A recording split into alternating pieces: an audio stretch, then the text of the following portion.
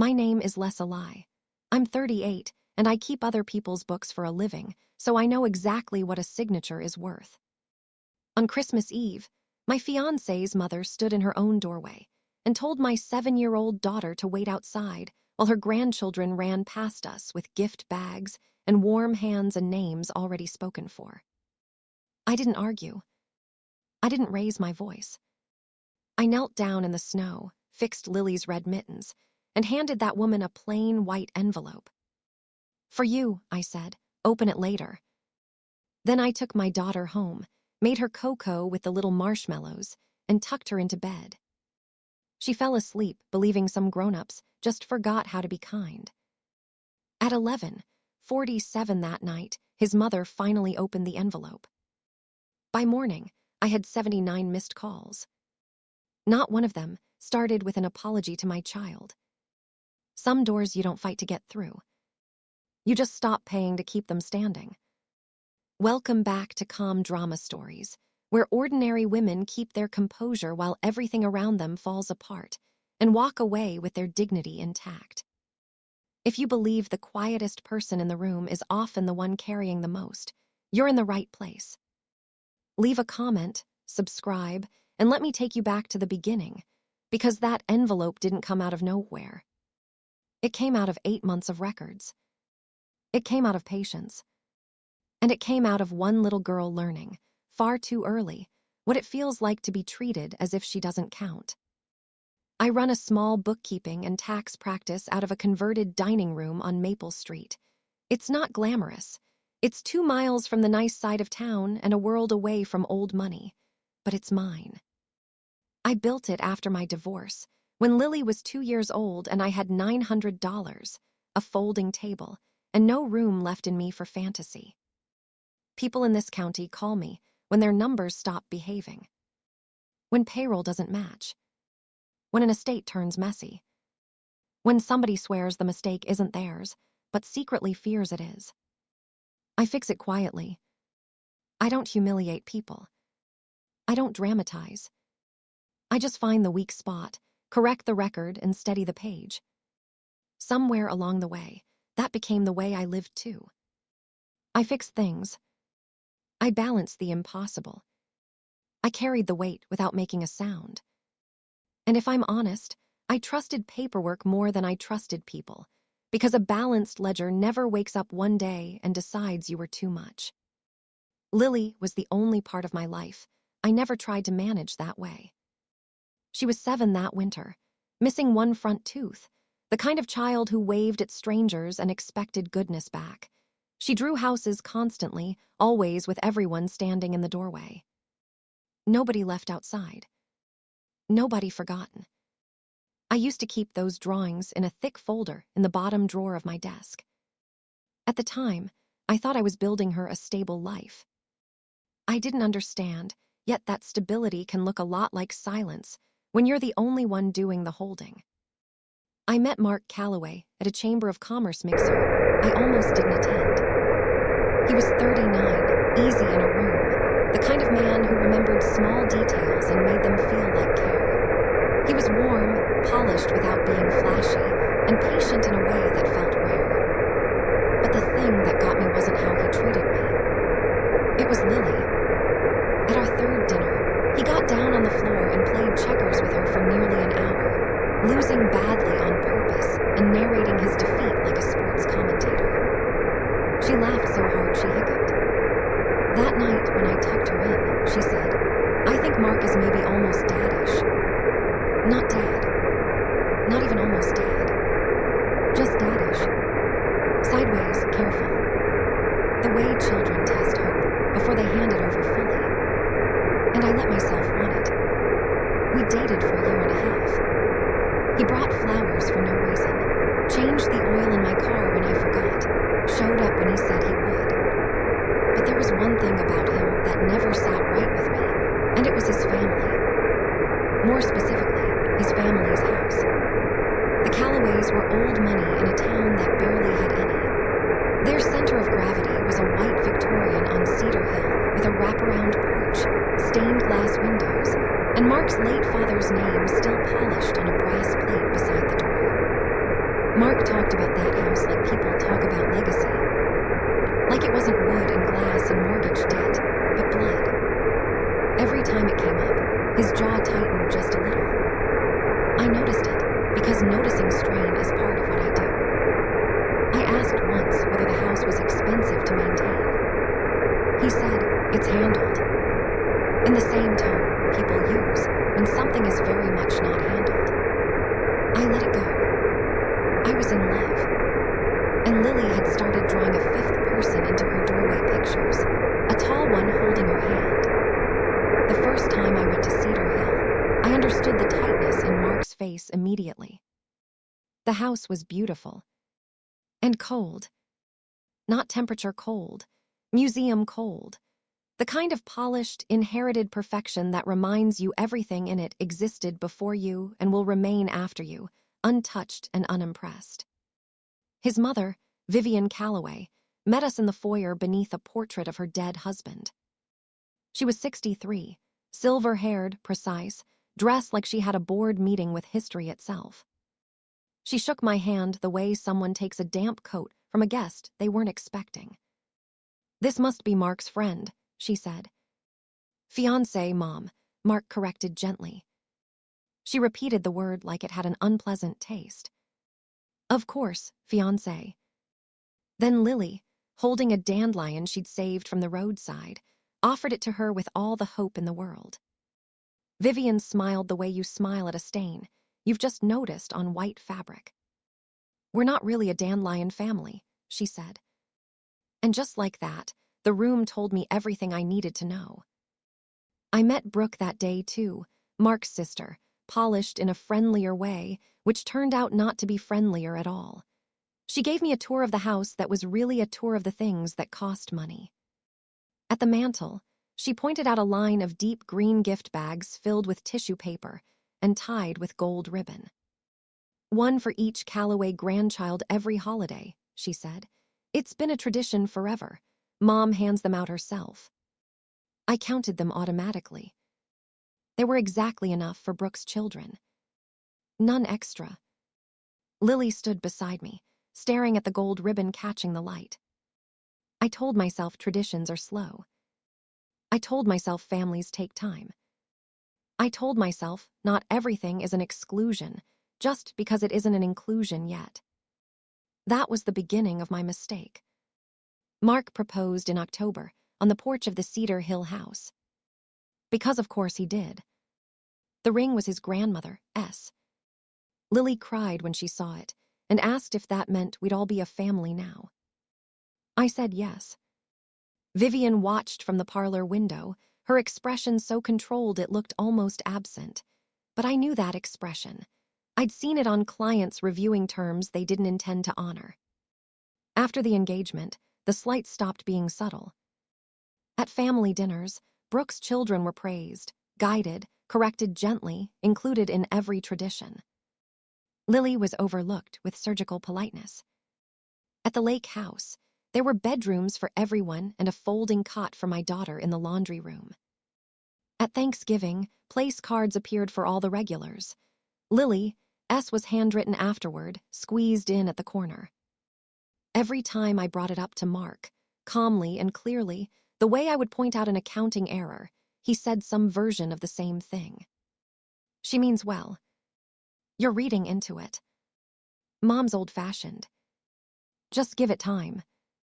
And because Lily genuinely liked him, because she laughed more, because she had started drawing porches and tables and extra chairs in her little pictures, I did what women like me are too often trained to do. I absorbed. I softened. I waited. What I didn't know then was that 8 months before Christmas, I had already changed the balance of power in that family forever. Mark came to my house one spring night just after 11, pale and carrying a manila folder like it was a live wire. "Tess," he said, "I need you." I sat him down, made coffee, and opened the folder. It took me less than 15 minutes to understand the problem. His late father had spent years borrowing against the Cedar Hill house and hiding it. Back taxes, a second mortgage, a matured lien, Quiet, compounding damage buried beneath the performance of wealth. The county had already moved. The house was 11 weeks from being sold on the courthouse steps. "Mom doesn't understand how bad it is," Mark said. "She thinks she can sell some silver and fix it. She can't. I don't know what to do." Roughly $91,000 stood between his family and catastrophe. And I had it. Not because I was rich. Because I was careful. Because when you have once lived close to disaster, you build distance from it one disciplined dollar at a time. Mark looked at me the way desperate people do when they've run out of better options. "Please," he said, "I'll never ask you for anything like this again." I should have asked why a family so obsessed with appearances had let the problem get that far. I should have asked why nobody else in that elegant house had stepped in before the divorced bookkeeper from Maple Street. But I was in love, and I believed helping them would make us family faster. So I said yes. But I did it my way. I am soft with people and hard with paper. That combination has saved my life. I didn't gift the money. I structured it. I paid off the debt and secured the house from immediate sale. In return, they signed a proper private mortgage, promissory note, deed of trust, recorded at the county, my name as lender, the Cedar Hill house as collateral. Low interest, reasonable monthly payments, terms any decent borrower could meet. And because I know better than to lend without a spine in the document, a standard acceleration clause. Miss payments, and the entire balance can be called due. Nothing predatory. Nothing unusual. Just adult paperwork. I sat them at my own kitchen table and explained every line in plain English. Vivian signed with her mouth pressed flat. Mark signed grateful and emotional. I drove to the courthouse myself to see it recorded. Then I put my copy in a blue folder in the bottom drawer of my desk, beneath Lily's doorway drawings, and I truly believed I'd never need to touch it again. For 2 months, payments came. Then they stopped. The first missed payment came with a note from Vivian on expensive cream stationery, saying things were tight and she was sure I'd understand. The second came with silence. By the third, when I mentioned it to Mark, he winced and said, "Don't make Mom feel like a tenant, Tess." That sentence told me more than the missed money did.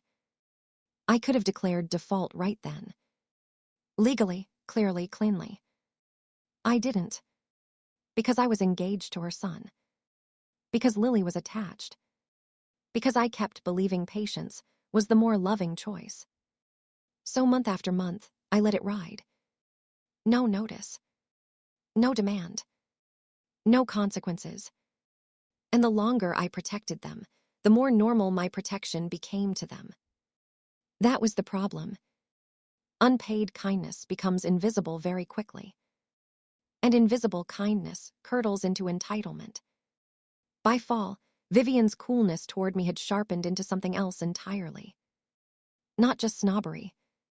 Humiliation. Every time she looked at me, she had to remember that the woman she considered beneath her held the paper on the family home. I had seen the inside of her ruin. I had rescued it. And she could not forgive me for knowing she had needed rescue at all. So she reached for the only place she thought she could still outrank me. My daughter. The first thing that truly broke something in me was the stockings. Vivian hung them early every year, hand-knit, names stitched in red. Aiden, Sophie, and that year even one for Brooke's unborn baby. There was no stocking for Lily. When I asked lightly, in front of several relatives, Vivian touched her pearls and said, "She's not quite ours yet, dear. Let's not rush things." The unborn baby qualified. My living child did not. Lily didn't cry. That would have been easier to survive. She just went still and said, "That's okay. I'm not really a stocking person." That was my voice in her mouth. My habit. My damage. Making yourself smaller so a room stays comfortable. Watching her do, it made me feel something change in me permanently. That night I told Mark, very clearly, that this was no longer acceptable. I said, I'm not asking your mother to love my daughter overnight. I'm asking her not to publicly rank her below an unborn baby. He rubbed his face and gave me the speech I knew, by then almost word for word. Mom's having a hard time. She doesn't mean it that way. Please don't make Christmas into a battlefield. I said, patience with me is one thing. Patience with my daughter's dignity is not mine to spend. And here is the thing I finally noticed. He never once said, I'll tell her to stop. He only ever asked me to endure it better. If you've ever been the person everyone expects to stay reasonable, while the people hurting you are allowed to stay comfortable, then you know exactly how exhausting that becomes. Around that time, Lily made Vivian a Christmas gift. A picture frame built from popsicle sticks and gold paint. Inside it, a crayon drawing of the Cedar Hill house. 5 stick figures in the doorway. Me, Lily, Mark, and Vivian, silver hair scribbled in crayon, holding Lily's hand. On the back she had written, in wobbly letters, to my new grandma. I told her Vivian would love it. That was the biggest lie I told all season. A week before Christmas Eve, Brooke had me stop by the house with wine for dinner. In the kitchen, I saw her lining up the green gift bags on the island. Gold ribbon, tissue paper, name tags. I counted automatically. 1 for Aiden. 1 for Sophie. 1 for each cousin from the city. 1 for the niece's toddler. Exactly enough. No extra. No 7th bag. No correction coming. No misunderstanding. Just a decision, wrapped beautifully. Brooke noticed me looking and smiled. Oh, we keep the bags just for the grandkids, she said. You understand, it keeps it special. I said I understood. I was very good at saying that. 2 days later, I learned the rest by accident. Months later, Brooke had added me to a family group chat. I know that's what I missed. That Tuesday, while I was washing dishes, my phone lit up with an Italian call. Then a message, then a phone call. I told her it was a the children said it was on the in distance, our grandkids were in the and Vivian, who almost never talked, answered the message with her we tolerate the messages because we have time. Let's not pretend the silence is real. The table is full of messages. Brooke answered my phone. I took screenshots of Vivian. Not because I'm not learning it. Because Brooke is connected. Because once a thing has been written down, it deserves to be read. That night, I opened the bottom drawer of my desk and pulled out the screenshots. I read the message and was told it. Promise me later. Recorded via text. Send message. Missing photos. A few balls. Paragraph 9. Acceleration upon default of the holding pattern. That's a holding pattern. My heart. For months, I had behaved as if love had canceled out. It had not. I didn't think how it was doing. I felt good. I had wanted to grow up. I had wanted the warm sex, and the big cake, and the easy version of staying in the room. What I actually had was paper, screenshots, and a 7-year-old passenger hung up in the kitchen. The next morning, I met Mark for coffee and offered him money on Sunday. I said on Christmas Eve, Lily walked in the front door and entered the house. She has a seat at it. She is handed a gift like every other child. If that cannot happen, then do not come. And you and I have a much bigger conversation. He looked at me, then at his father, then back at me. And he said the same, useless, he had always said. I came to him. That was when I met him. I told him to come out, please come in the house. People who were nice saw me in the corner. He wanted me safe, not protected. So after coffee, I drove to see Ruth Pelham, a real estate attorney 2 towns over. She reviewed my recorded documents, confirmed the defaults, and prepared a notice of default and intent to accelerate. Clean language, no drama. 30 days to cure.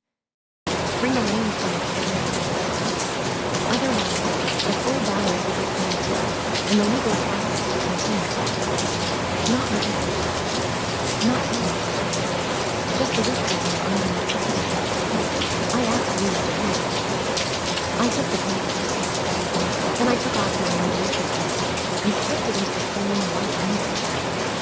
At home, Lily stood in front of the hall mirror in her bed, holding the wrapped popsicle stick in her hand. Merry Christmas, Grandma. I made this for you. She cried with a smile. Asked what I should do. I told her yes. Then I stood in the bedroom and made myself we would go to sleep. If Lily was well and peaceful and treated with the dignity owed to my child, the envelope would stay in the box. If she was not, the envelope would come to That was the first step. I knew how to do it. And I drove her Christmas Eve was soft and the kind of snowfall that makes everything look forgiving. Lily wore red knickers with white snow and carried her sister in low heels. She asked if I thought Vivian was playing with me where everyone was. I said yes. Another visit.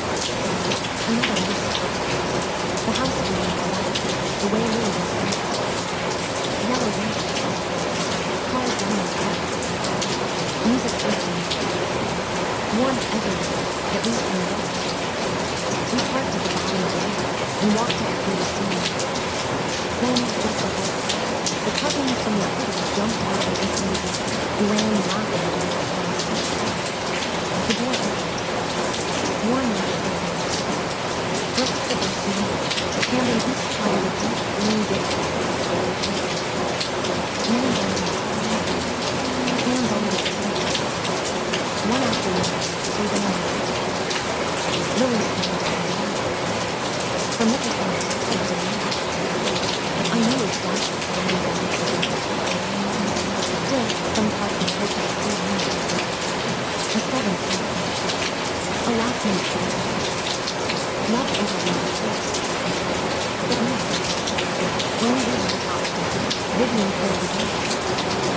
Hello, said George, with a smile.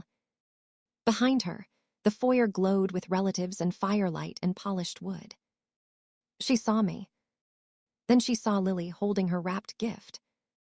And with one light, graceful movement, she put her hand on the doorframe and turned her body just enough to become a gate. The room behind her went quieter. Lily lifted the present a little and began, "Merry Christmas, Gra." Vivian looked down at her and said, in a voice soft enough to sound civilized and clear enough for the whole foyer to hear, "Your daughter can wait outside. This dinner is for our kids." I felt Lily go still. Not crying. Not protesting. Just shrinking. Trying to become less inconvenient. That was the moment. Not the text messages. Not the stockings. Not the missing gift bag. That sentence, said to a child in the snow while a room full of adults watched, was the true thing. I looked at Mark. He was inside the foyer, 8 feet away. My fiancé. The man who had promised us a future. The man who knew exactly what his mother had been doing all year. I looked at him and gave him a whole chance in silence. Step forward. Say her name. Open the door. Instead, he looked at his mother. Then at me. Then at the floor. And he said quietly, "Tess, please, not tonight. Not tonight." As if there had been a better night to defend a child. As if the problem were my timing. Something in me became perfectly still. I crouched to Lily's height and fixed her mittens. I tucked her hair behind her ear. And I said very softly, "You did everything right, baby. We're going home for Coco." She nodded. I stood up, reached into my coat, and handed Vivian the white envelope. She took it, confused. I said only, "For you, open it later." Then I took my daughter's hand and walked us back down the snowy hill. No speech. No begging. No scene. Behind us, I could hear the murmur of the foyer rising. Vivian thought, later, that the envelope was surrender. She thought I had left ashamed. She was wrong. On the drive home, Lily sat in the back seat holding the gift that never made it through the door. After a long silence, she asked me, "Mommy, did I do something wrong?" There are questions a parent never forgets hearing. That is one of them. I kept my voice steady and said, "No, baby, not one thing. Some grown-ups forget how to be kind. That is about them, not about you." She thought about that for a moment. Then she asked if we could still have cocoa. I said yes, with marshmallows. At home, I made her cocoa, read to her, tucked her in, and hung my coat by the door. The phone remained silent until 11:47 p.m. That was when Vivian opened the envelope. Inside were 3 things. The engagement ring. The formal notice of default and intent to accelerate, citing the recorded deed of trust and the unpaid balance owed on the Cedar Hill house. And one handwritten line from me, beneath the legal notice. "You told my daughter she could wait outside, so can your forbearance." From what I pieced together later, Vivian read it by the fire after most of the guests had eaten, and the toast had been made. At first she was angry. Then somebody did the math. Then the room changed. Because suddenly, the woman she had just excluded from her doorway was no longer just the bookkeeper she tolerated. I was the lender on the family home. The reason the lights were still on. The reason the Christmas dinner had happened there at all. And I had just withdrawn the courtesy that had kept her safe from consequences for nearly a year. By morning, I had 79 missed calls. Vivian called furious, calling me vindictive, ungrateful, cruel. Brooke called panicked, talking about the family, the house, the children, the embarrassment. Mark called again and again, his messages moving from anger to bargaining to grief. But the thing I noticed, the thing that settled everything for me, was this. Not one of those messages began with, "Is Lily okay?" Not one asked me to tell my daughter she mattered. Not one apologized for the porch. They were not calling about the child. They were calling about the collateral. When Mark finally reached me live the next morning, he started talking fast. "Tess, please, about the notice." I let him speak. Then I said, "The terms are in the letter. You always told me your mother handled things. Let her handle this." And I hung up. Then I made my daughter chocolate chip pancakes. People ask whether I took the house. No. That was never the point. The 30-day cure period was real, and I honored it fully. I am not Vivian. I had no interest in making children pay for adult ugliness. Through Ruth, I gave them the same 2 choices I would give any defaulting borrower. Cure the loan or refinance it. They refinanced. Which meant, for the first time in years, the Callaways had to sit in front of a bank and let strangers inspect the truth of their finances. I was repaid in full, with interest, by cashier's check. Mark sent messages for another month. I never answered. The ring went back through my attorney. The rest went quiet. A few days after Christmas, Lily asked whether she should throw away the frame she made for Vivian. I said absolutely not. We unwrapped it together at our own kitchen table. Then I told her we were going to make a new drawing. A true one. So she drew our little house on Maple Street. Crooked roof, yellow windows, the front steps too wide. In the doorway, she drew 2 stick figures holding hands. Her and me. Then, after a second, she added the cat. Nobody left outside. We hung that picture on the wall where everyone could see it. A few weeks later, while brushing her teeth, Lily said, not as a question but as a conclusion, "So I didn't do anything wrong." I looked at her in the mirror and said, "No, sweetheart, you never did." Some grown-ups just forget how to be kind. And we don't wait on their porches anymore. If there is one thing that Christmas taught me, it's this.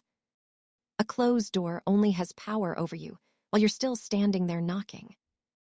The day I stopped knocking was the day I got both my daughter and myself back. That's my story. One cold porch. One quiet envelope. One little girl in red mittens who never had to wait outside again. If this story reached something in you, if you've ever been asked to stay small so someone else could stay comfortable, leave a comment. Share it with somebody who needs it. Subscribe to No Lab Korea. And I'll see you in the next one.